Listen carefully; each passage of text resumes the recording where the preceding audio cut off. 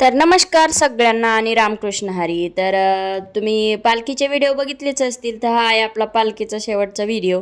असंही समजू शकता अगर येईल पण, कारण की व्हिडिओ एवढे केले होते की मलाच माहिती नाही की कशात किती आहे. तर 2 मोबाईलमध्ये मी व्हिडिओ केले होते, कोणता कशात आहे. आणि आम्ही पालखीमध्येच सामान घेतलं होतं, ते सुद्धा थोडं शूट केले. ते नंतर बघाच तुम्ही पूर्ण व्हिडिओमध्ये दिसेलच की मी तुम्हाला काय काय घेतलं आणि काय काय नाही. तर कमेंट करून नक्की सांगा आपल्या पालखीचा व्हिडिओ कसा वाटतोय ते लवकर.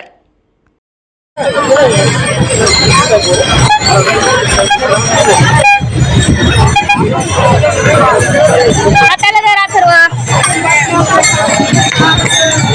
हाताला धर.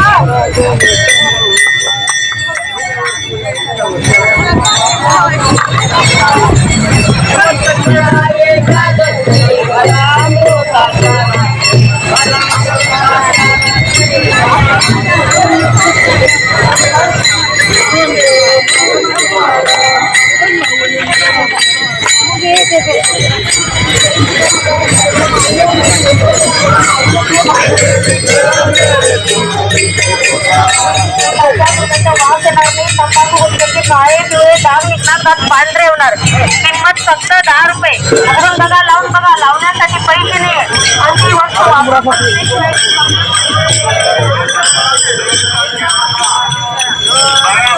पैसा नाहीये, त्या नीट करा.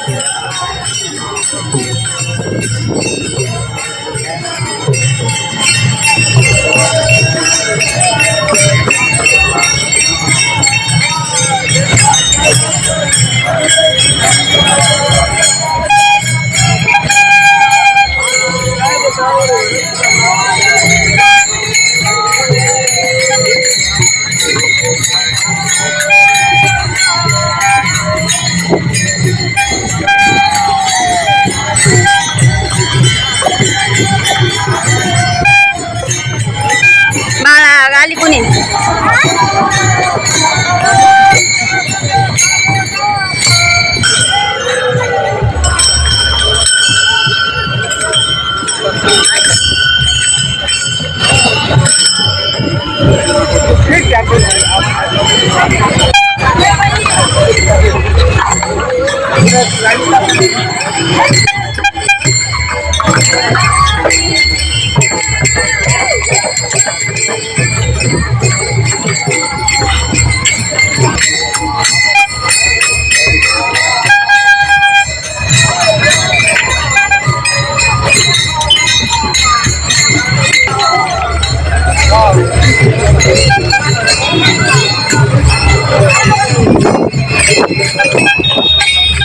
इकडून ये